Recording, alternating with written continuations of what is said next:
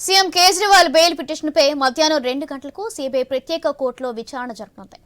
అయితే ఇప్పటికే సుప్రీంకోర్టులో ఢిల్లీ సీఎం కేజ్రీవాల్ కు షాక్ తగిలింది. మధ్యంతర బెయిల్ పొడిగించాలన్న పిటిషన్ను లిస్టు చేయడానికి సుప్రీంకోర్టు రిజిస్ట్రీ నిరాకరించింది. మధ్యంతర బెయిల్ను మరో వారం పాటు పెంచాలని కోరుతూ కేజ్రీవాల్ సుప్రీంకోర్టులో పిటిషన్ చేశారు. ఇక రెగ్యులర్ బెయిల్ కోసం దిగువ కోర్టును ఆశ్రయించిన సుప్రీం ధర్మాసనం సూచించింది. మధ్యంతర బెయిల్ పిటిషన్ విచారణకు లిస్టు చేయకపోవడంతో జూన్ 2న కేజ్రీవాల్ తిహార్ జైల్లో లొంగిపోయే అవకాశం ఉంది.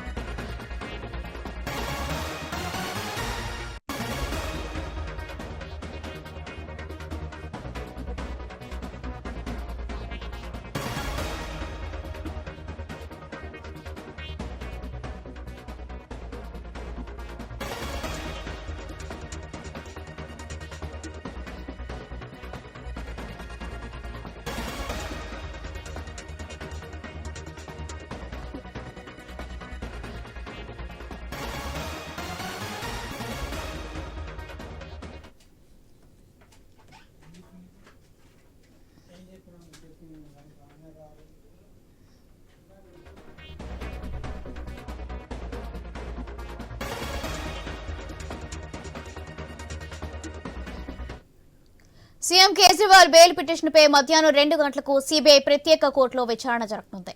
అయితే ఇప్పటికే సుప్రీంకోర్టులో ఢిల్లీ సీఎం కేజ్రీవాల్ కు షాక్ తగిలింది.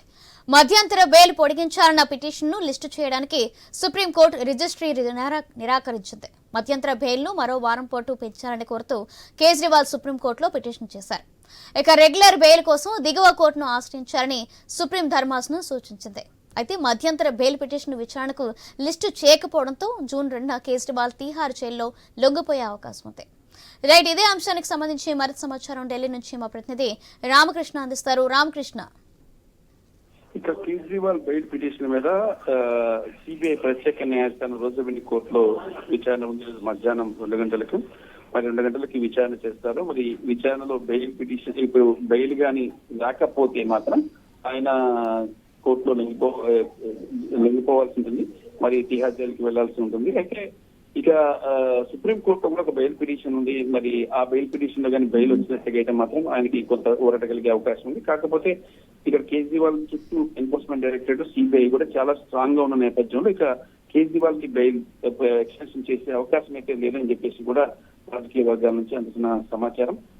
లాయర్లు కూడా ఇదే చెప్తున్నారు, కేజ్రీవాల్ కి బెయిల్ పొడిగించే అవకాశం లేదని చెప్పి. అయితే ఎన్ఫోర్స్మెంట్ డైరెక్టరేట్ వద్ద ఆధారాలు అయితే ఏమీ లేవు కాబట్టి తమకు బెయిల్ పొడిగించాలని చెప్పేసి ఆమ్ ఆద్మీ పార్టీ నేతలు అయితే మాత్రం ఆశాభావం వ్యక్తం చేస్తున్నారు. Right, thank you Ramakrishna.